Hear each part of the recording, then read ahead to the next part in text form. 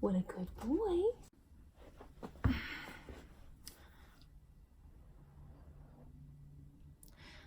Hi friends, welcome back.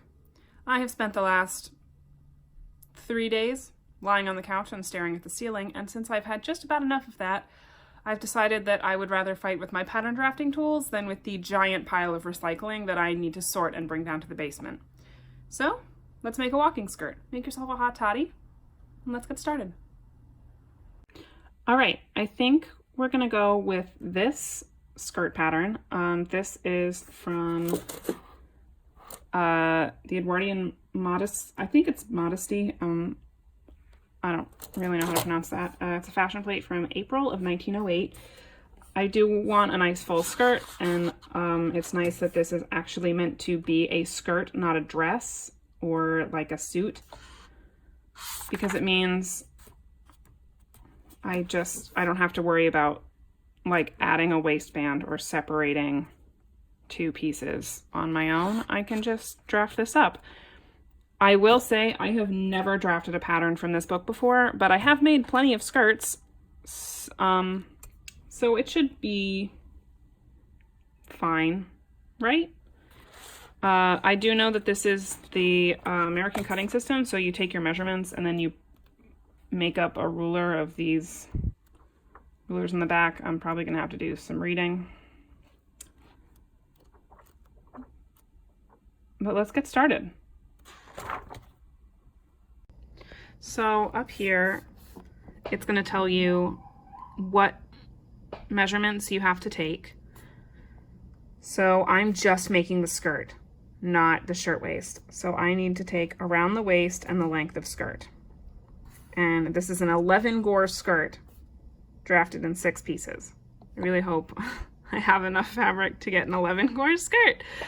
I think it'll be fine though. I think it'll be fine. And the cool thing about this book is that it tells you how many yards you need for a medium form. This, I think, also includes the material for the shirt, which I'm not making, so that doesn't really matter. So I'm going to take my waist measurement and the length of the skirt, and then we're going to print out, then we're going to scan in the back here bits. So once you have the measurements, you just pick the right ruler, and then that tells you what you need to do. So I'm going to take my measurements. I am going to probably take a picture of the ruler and put it in my computer and then print it out. And we'll go from there. See you in a minute. Normally, historically, a walking skirt would have been worn over a set of combinations and a corset cover and petticoats, but I'm not going to do that because I don't have them and I don't want to wear them every day. So I just measured over my leggings and my shirt, because that is what I will be wearing every day. Okay, after like a 30-hour fight with my printer, I figured out that it was easiest to just scan the pages in, which I, probably could have figured out earlier, but I didn't. So this is my waist measurement. So this is what I'm going to use for all of my horizontal measurements. And this is what I'm going to use for all of my length, my vertical measurements. So basically we're gonna start and so you have all of the vertical measurements that tell you where they go. So like 10A, I think, is for here. And then this is at like, let's just start and figure it out.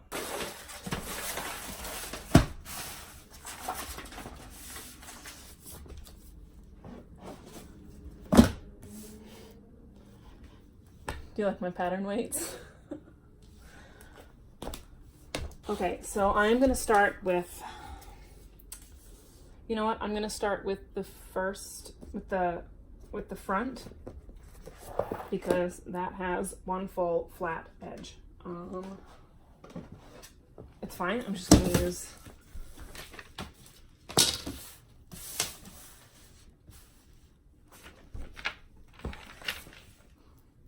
I guess I'm just going to use all of my books as weights. Okay, so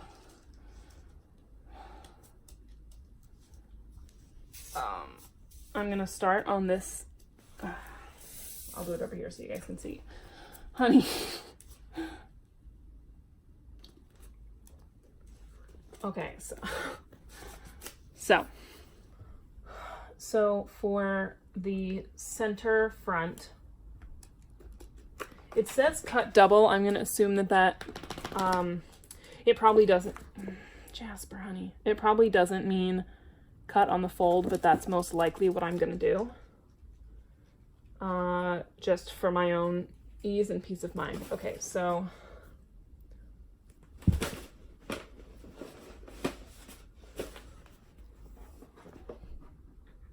I don't know what he's eating. A bottle of Dr. Pepper. It's empty. I spend real actual money on toys for this dog, and he would every time prefer like a cardboard toilet roll or an empty bottle.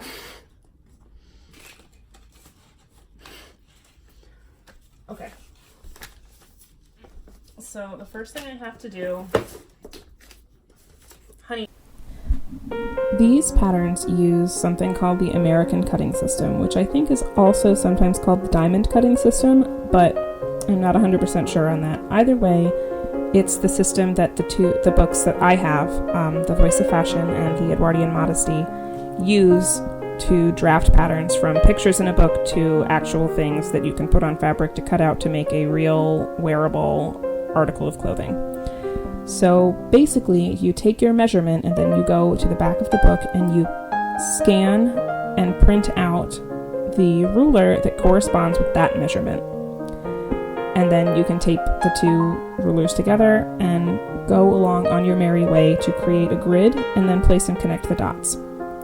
So what I did was I started out with my length ruler, which was 44 inches, and that's not a ruler that is 44 inches long. It is the 44-inch measurement ruler that comes in the back of the book. If you just use a ruler that is 44 inches long, it's not going to do the same thing. So I used that ruler to mark off all of the lines I needed for the pattern. So when you look at the picture in the book of the pattern piece, there are a series of numbers and letters that tell you basically where to draw your lines. So I went along down the length of the skirt, and at each point, for example, 7A and 7B and 13A, or whatever the pattern piece calls for, and then I drew a horizontal line at those measurements. I then took my horizontal waist measurement ruler, and on each of the lines I drew for the length, I marked off 2 dots. One for the right side and one for the left side. And it tells you what to do in the book. And then you just kind of play connect the dots. It was a little wonky for me because I don't have a French curve. I just kind of had to eyeball anything that wasn't a straight line. But because I used my exact measurements to draft this skirt, and that is how these patterns are meant to work. They're meant to be drafted specifically to your measurements. This skirt fit so well right off the bat. I will say I wouldn't recommend this for someone who's just starting out in their sewing journey. If you're just starting out or you haven't been sewing for that long, I would recommend sticking with commercial patterns, only because there are not a lot of instructions in pattern books like this. They are mostly taken from magazines from the period and don't contain a lot of instruction because the assumption is that you already basically know what you're doing when it comes to sewing. And since I have been sewing for upwards of 10 years, the actual putting together parts of making the skirt were not too difficult.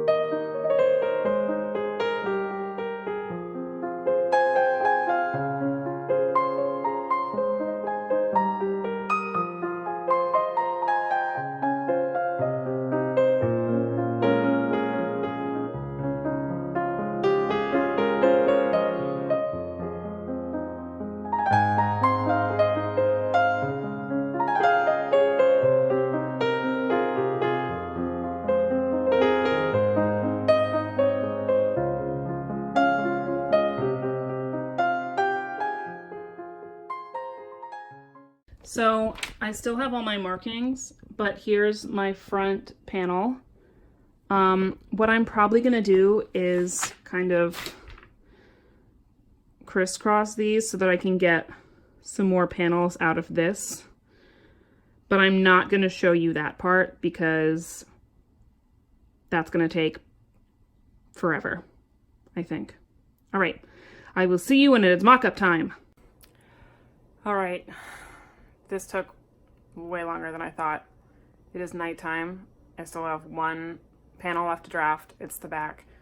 And my knees really hurt a lot watching Miraculous Ladybug. I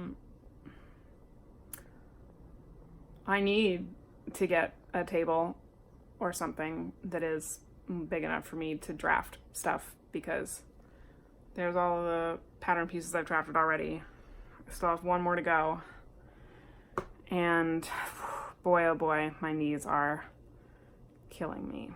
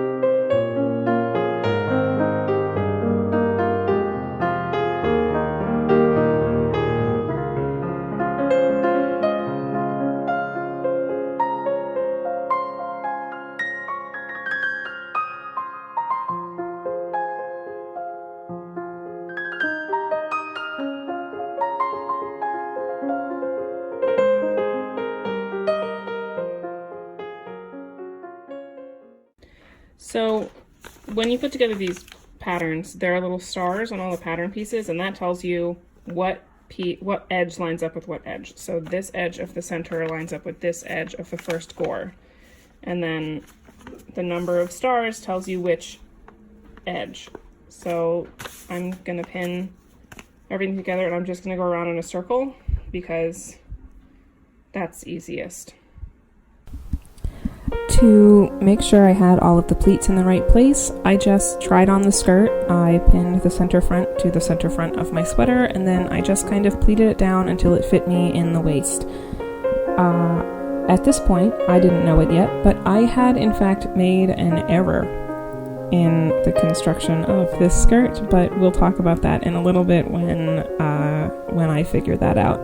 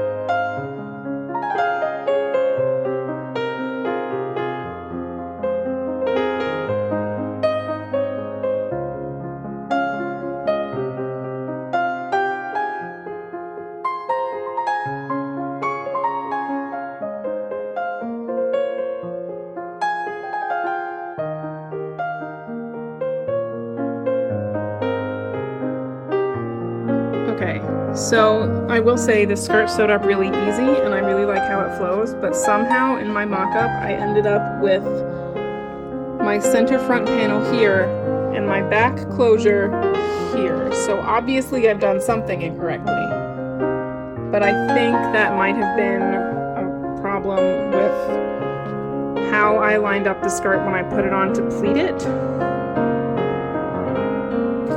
Anyway, other than that, I really like it. I'm gonna take off the waistband and undo all the pleats and try again and see if that solves my problem.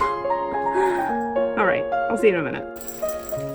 Alright, I fixed it. It turned out I had put one of the panels, one of the gores, in the wrong spot, but I fixed it. Here we are. I think I'm gonna make the waistband thinner, and I have to add a placket, but I didn't feel like doing that for a mock-up.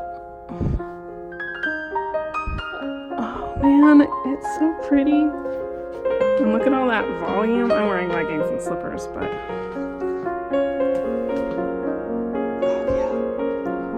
Look at that. The one thing I will say is that the hem is really uneven, and I don't know if that's a problem with how I drafted the pattern or how I cut it out of the fabric, but I'm honestly not too worried about it because I'm gonna have to hem it anyway.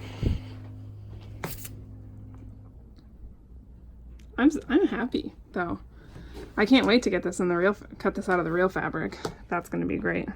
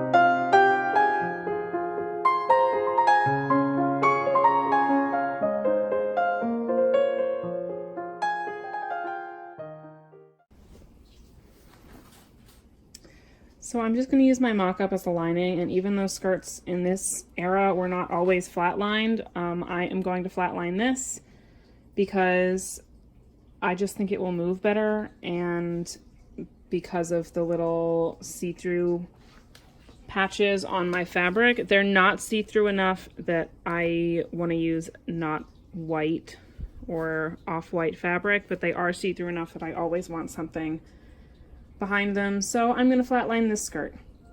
Let's get to getting.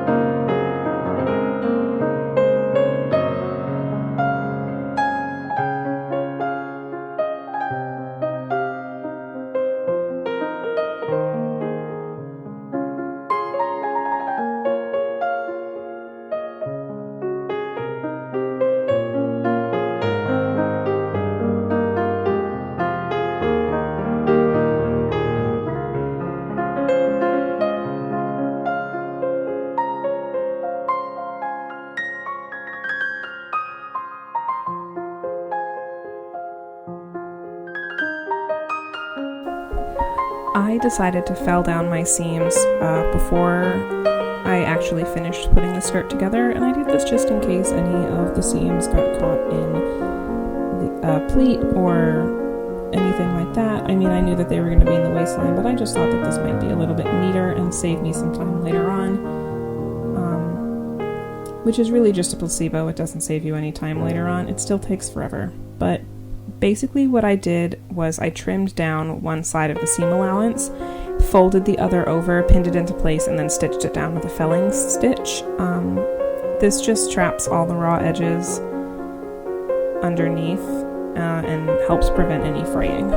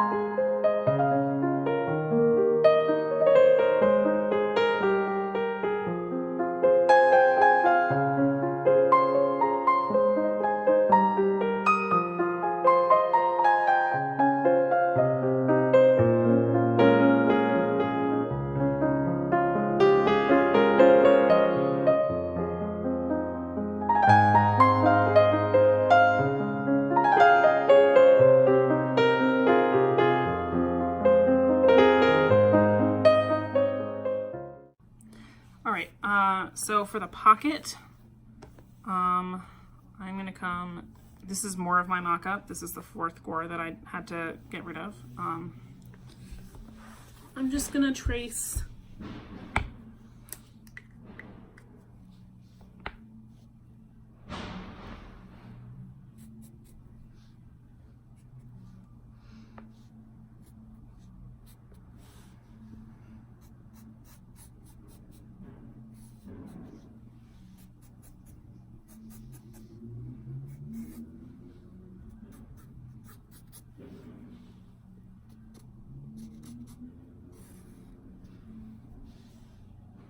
This is roughly the size I want my pocket. It's big enough probably to fit my phone, and it fits my hand, which is really all I can ask. And then let's trace a little seam allowance around it.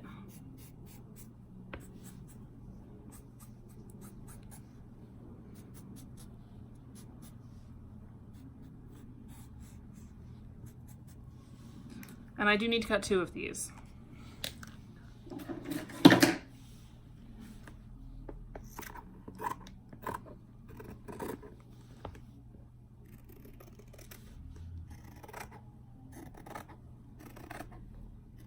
Technically 4, because pockets take a lot of strain. So I want it to be extra strong. So I'm gonna cut a lining layer and an outer layer. Of course, neither of those will be seen. But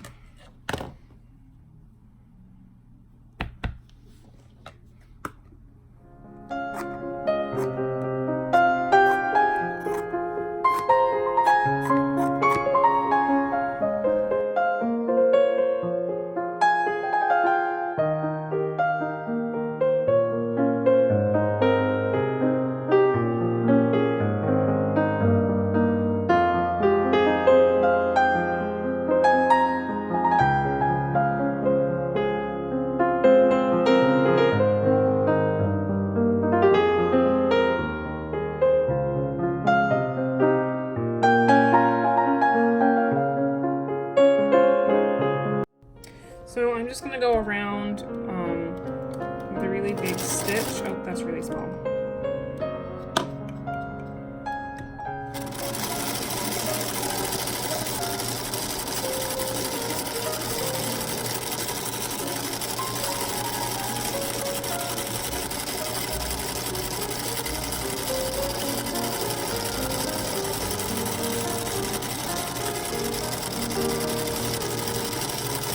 I don't usually baste by machine, but this time it seems easier than threading a needle. Oh.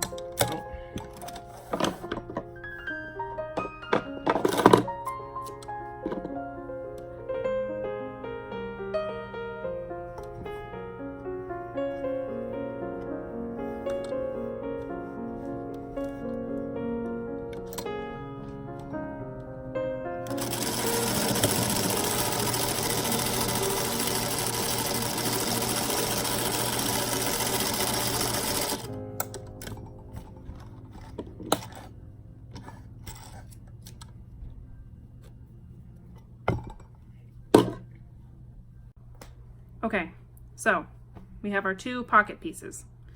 Now we want the black part to be the inside of the pocket, so that when I put my hand in, the pocket is like this. When I put my hand in it, I'm going in this way, okay? Uh-oh. I might have made this too thin. I'm gonna make it work. So what we're gonna do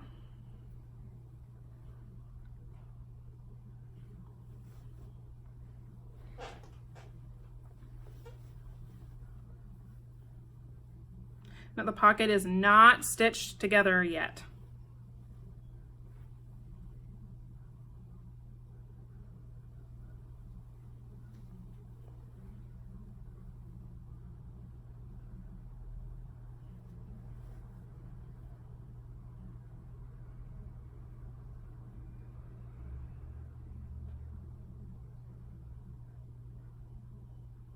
So it's going to be basically right sides together on the inside. So I really hope I'm doing this right.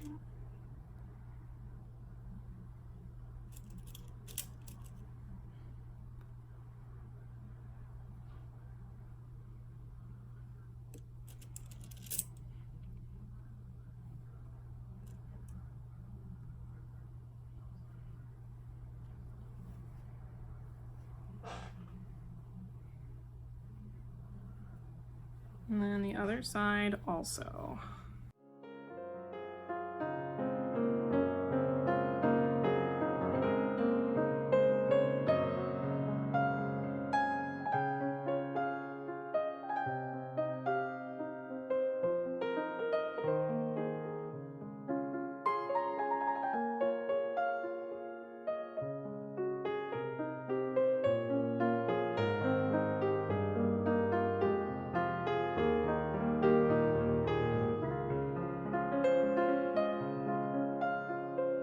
Now we're going to stitch this down, flip it inside out, and then we're going to actually stitch the pocket to get itself together.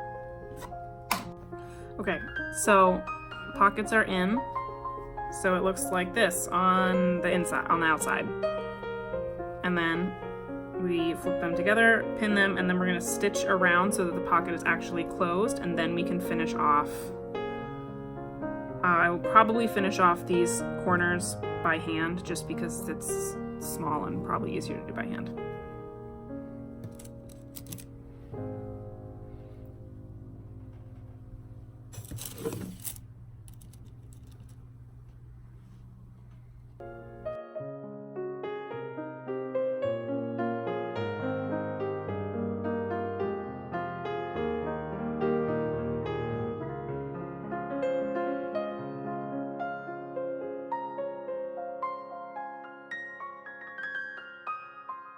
And ta-da, we have a pocket.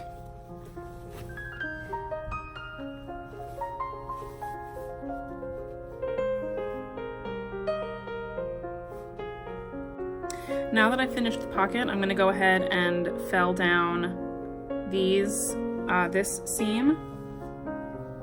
To accomplish that, I'm gonna do the same thing around the pocket. I'm gonna trim down one of these, and I usually trim down the shorter one, so that I have plenty of space to just trap that down. And it reinforces the seams and also makes sure that it's not gonna just fray away into nothing. Okay, so now it's placket time. So a skirt placket it's kind of like a modesty panel in a corset, and basically it covers up the clothes of your skirt and wherever it goes. So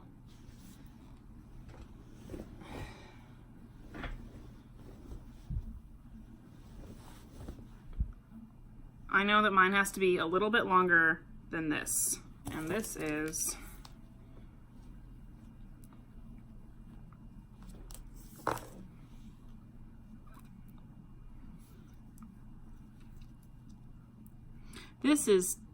just about 10 inches. So I'm gonna draw a line that's 11 inches long.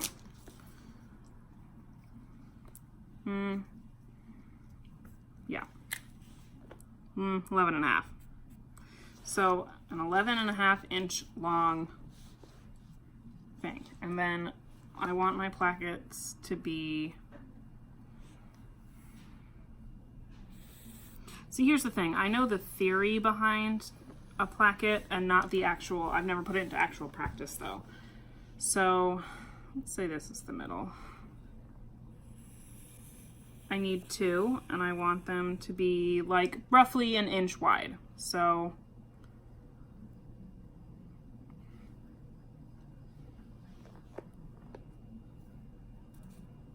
I'm not going to draw on my floor.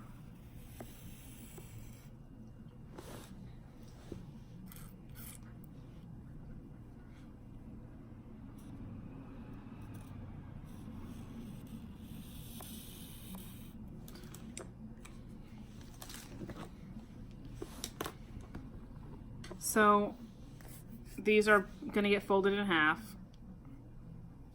and then once this side is going to have all of my hooks on it along the side and get stitched onto the back of the skirt, and then this one is going to go on the other side, and it's going to have all of the eye closures, so that eventually, so that when it's all put together, the skirt will lay over itself like this, but there's not going to be any way, like there's something, this will be in the way of any, like, historically it would have been petticoats, but for me it's sometimes not going to be petticoats. It's going to be, I think you'll get it in theory, or when I like actually show you what I'm going to do, and not just talking about it.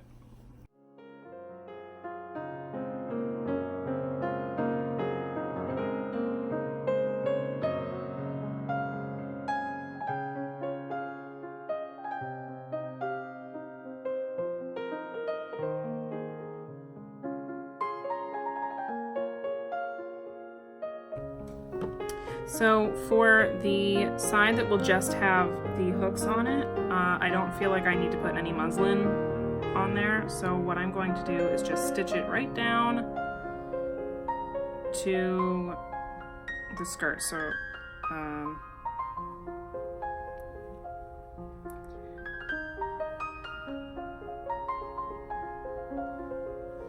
right sides together, and then I will flip it over. And we have a nice little thing that will have all my eyes on it, and then the other side will have all the hooks.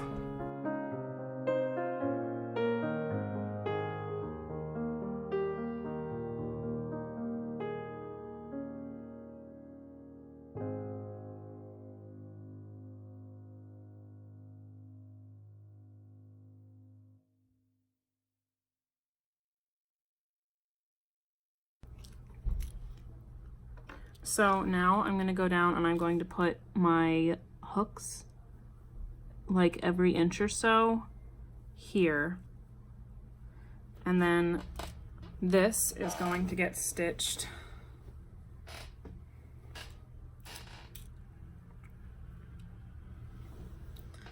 along here.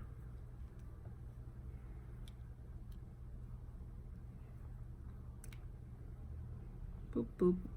Along here, and then it will open out like this, and all of my hooks will be here, and they can then hook into the eyes that are going to go down here. Does that make sense? And then there's like a little thing that will keep anyone from seeing my petticoats. It's waistband time. All right. I'm going to put in some sew-in interfacing. Because you should always have a stiffening agent in your waistband. Oh, good.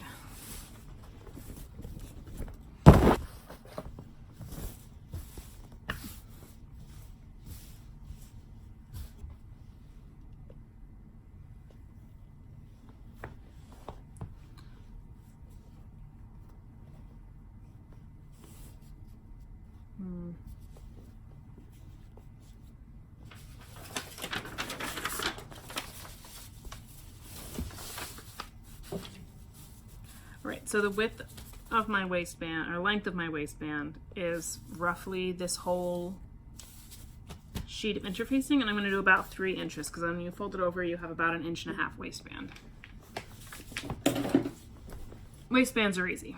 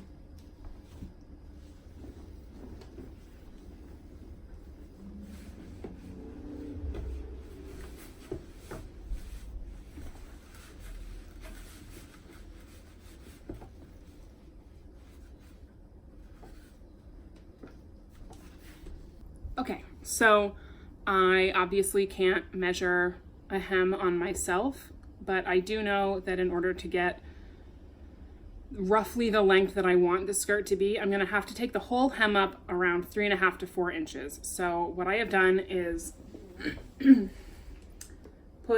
I've matched my dress form to roughly my height. I think it might be a little bit taller.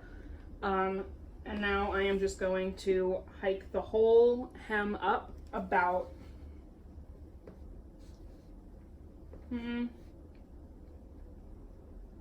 4 inches. 3 inches. I do plan on wearing this with heels sometimes. So let's get to work.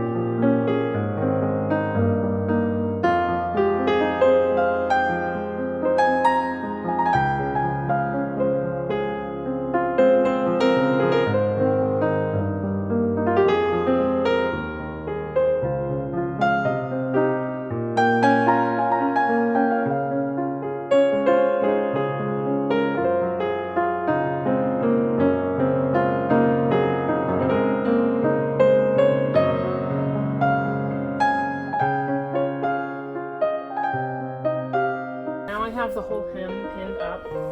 Normally on like a skirt you would or on anything really, you would trim down the hem allowance so that you don't have like a 4-inch hem,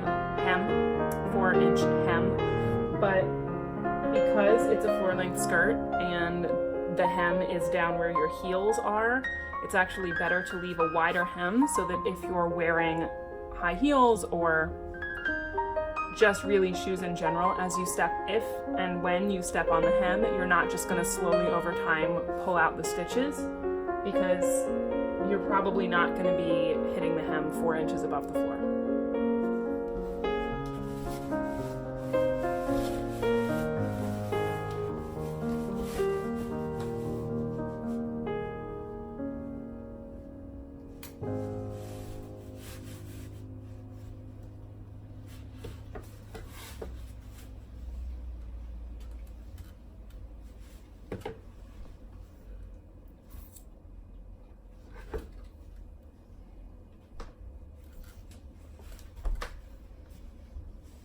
This hem looks even enough to me, so I'm going to get to sewing. So I finished the skirt, and it is just a little bit too big in the waist. So I am taking the waistband off, putting in 2 more 1/2-inch pleats, and then I'm going to put the waistband back on, and then it will be done, and I can wear it all the time forever.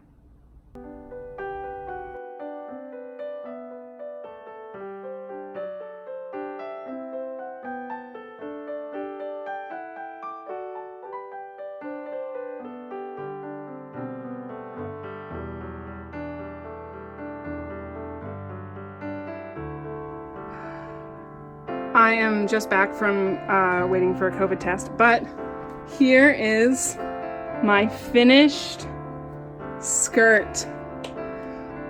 I did end up having to take out one of the back panels, just because I didn't have quite enough fabric. If I'd had probably another half a yard, it would have been fine. But I love it so much. It is so comfortable and so swooshy. It moves beautifully. I never want to take this skirt off, ever. It's soft, it's comfy, and of course, I gave it my one pocket, which fits my phone perfectly and my hand, and I am so happy with it. I love it so much. I'm gonna make like 5. So this has been my walking skirt. I will probably make more. I probably will not film the making of more. And I will see you next time. Bye!